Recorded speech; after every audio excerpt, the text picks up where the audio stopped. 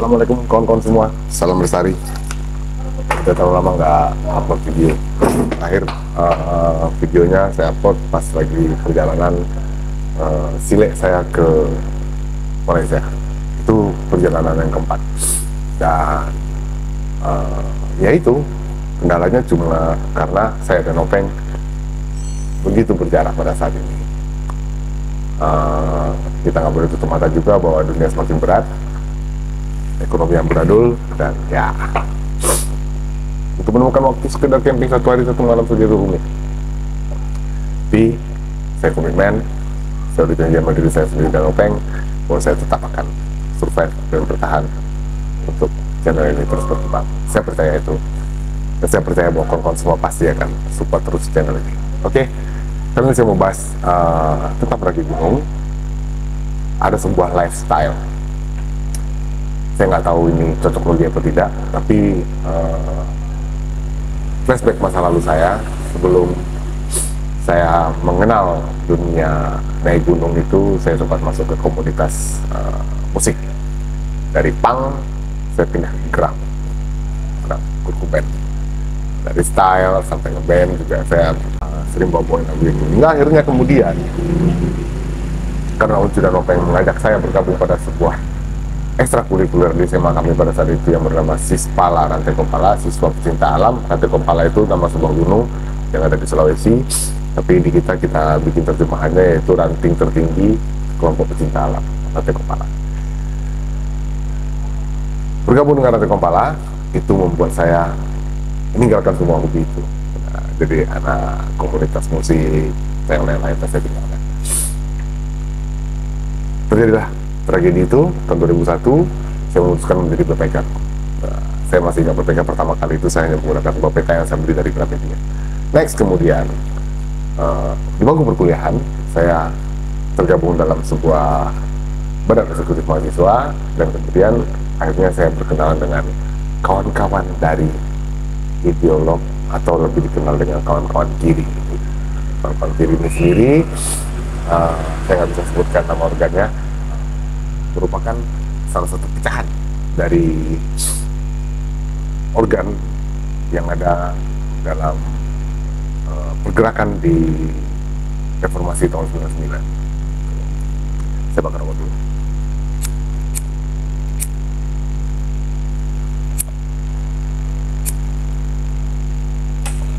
Bergabung di organisasi itulah pertama kali saya mengenal dunia filsafat. Sebenarnya buku yang pertama kali mempengaruhi gaya berpikir saya itu yaitu buku Mutiara yang Indah karangan Kitab Darul Nafis, karangan salah seorang seksufi dengan nama belakang Al-Bajali. Mungkin ini merubah paradigma saya tentang pemahaman tentang Tuhan, pemahaman tentang ilmu sufi, tasawuf, dan tarikat. Nah, hingga pada akhirnya SMP kelas 3 saya dibayar oleh salah satu pengajian sufi.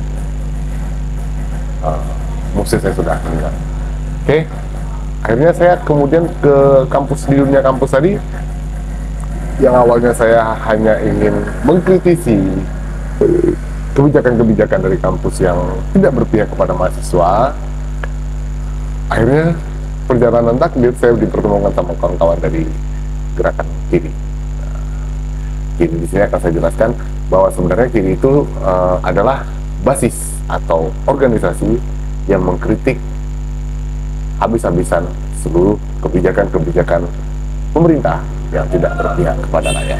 Nah, dan belakangan lagi, akhirnya setelah intens berdiskusi, saya mengenallah itu sebuah filsafat yang dikenal dengan filsafat materialisme dialektik historik. Itu sendiri ditulis oleh Karl Marx. Disitulah saya mengenal dunia filsafat.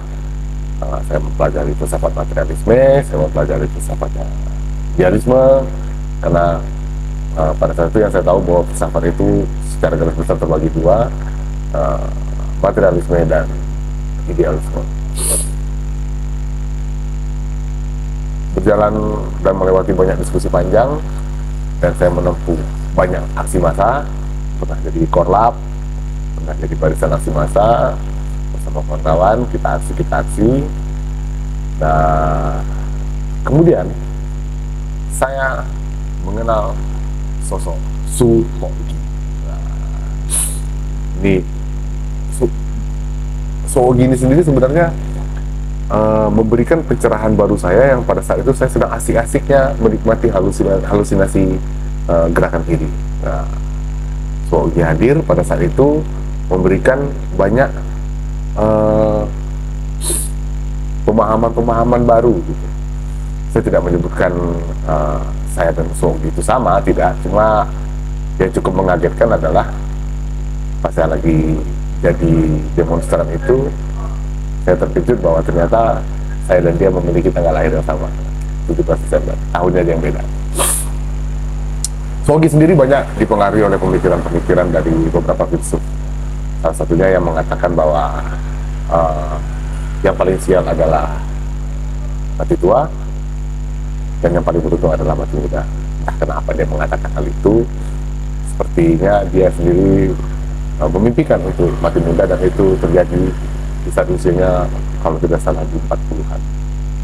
Dia meninggal di salah satu gunung di Indonesia, Gunung Semeru, dan terhirup racun, asap racun belerang apa saya nggak ingat. Jadi Su Hoki ini sendiri sebenarnya sosok yang berdialektika gitu. Ya, dia terlibat pertama kali itu karena dia hidup di zaman Soekarno. Pada saat itu dia menyaksikan banyak ketimpangan yang terjadi pada founding father ini. Di satu sisi dia ingin menolak utang-utang yang masuk ke Indonesia, di satu sisi lagi dia selalu bergaya bak raja-raja. Nah, inilah yang membuat beberapa kawan-kawan dari UI pada saat itu, letting-lettingannya Su Hoki, meledakkan aksi pada saat itu. Aksi mahasiswa pada saat itu. Sebenarnya bukan aksi mahasiswa pertamanya, aksi mahasiswa di gelombang kedua kalau saya bilang. Melewati banyak aksi, akhirnya Su Hoki sendiri menemukan sendiri dialektikanya. Dia sering pergi ke gunung, dan dia mendirikan sebuah mapala yang sampai saat ini terkenal, Mapala UI. Dia mengatakan bahwa sesekali kita harus jadi orang paling tinggi, itu dengan cara mendaki gunung.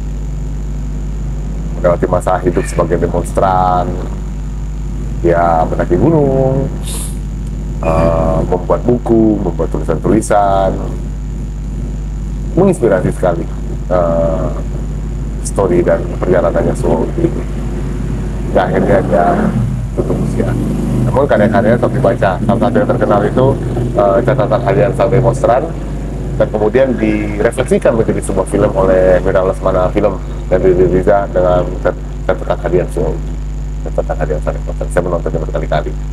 Di situ menjelaskan bahwa sebenarnya Su Hoki sendiri sudah memaklumkan bahwa perubahan terjadi di negeri ini tidak bisa dimulai dari tangan mahasiswa.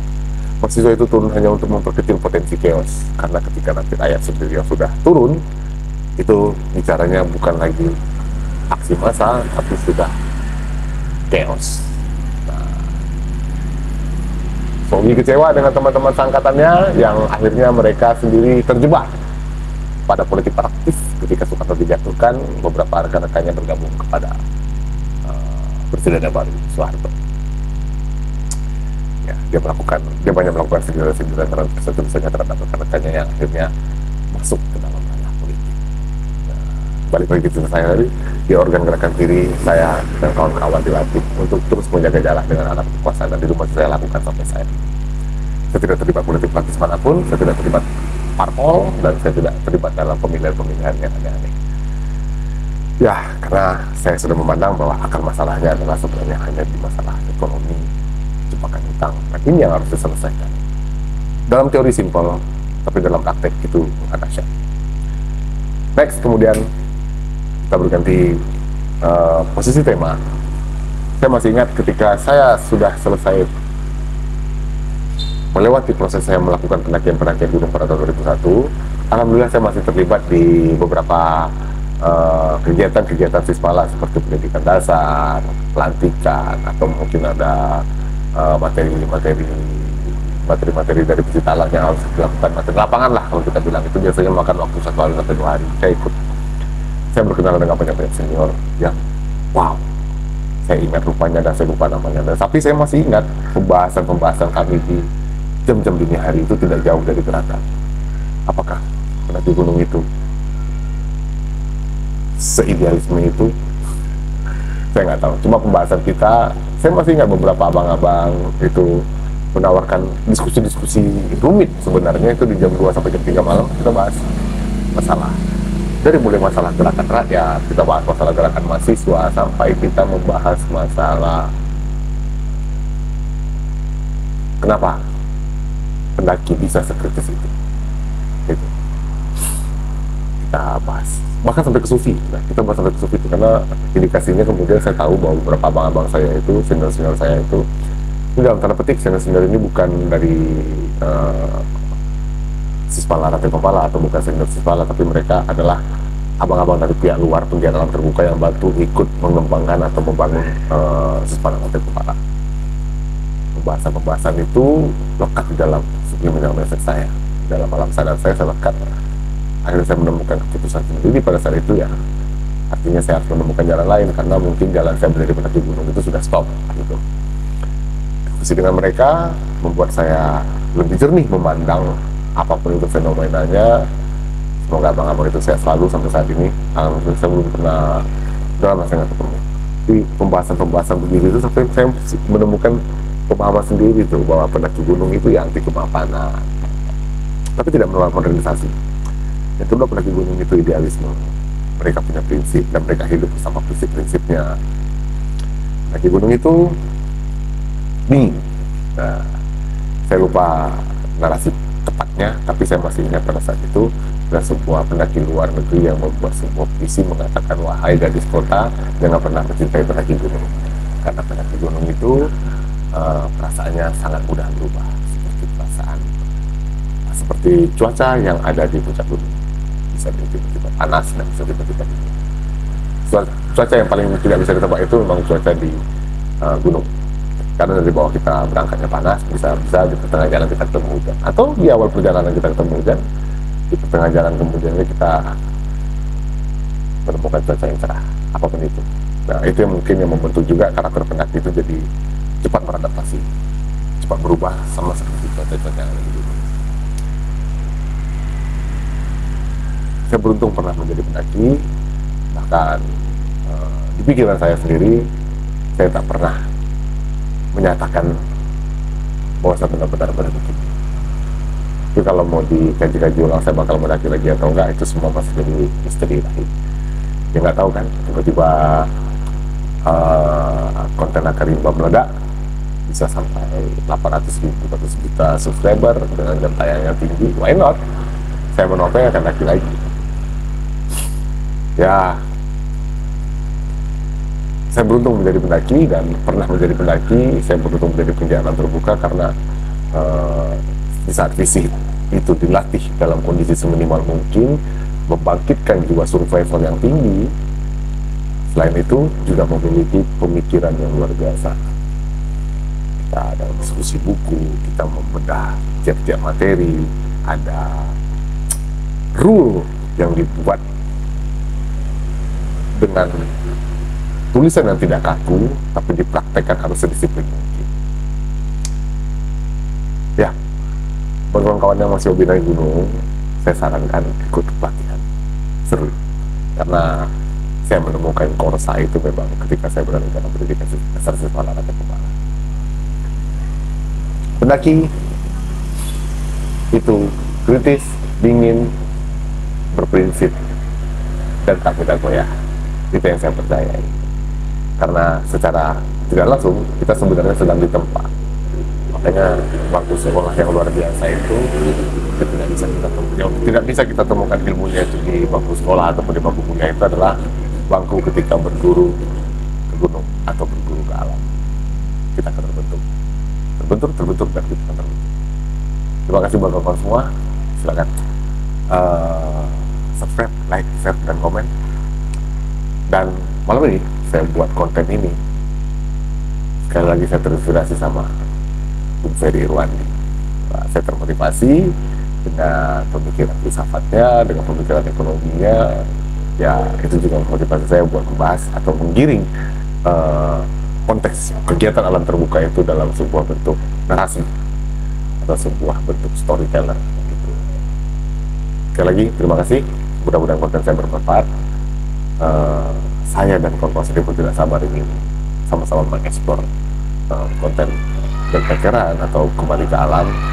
Insya Allah saya tidak berani berjanji, tapi ketika kami menemukan momentum yang pas, saya pasti akan lakukan itu dengan momentum. Tetap di sini, saya akan konsisten berbagi kisah dan berbagi cerita tentang kawan-kawan semua. Dan yang penting, kalau mau tahu siapa Suhogi, mungkin bisa cari bukunya atau buka di internet. Suhogi, catatan harian sang demokrasi, sangat rekomendasikan. Oke, selamat malam. Assalamualaikum warahmatullahi wabarakatuh. Salam Lestari.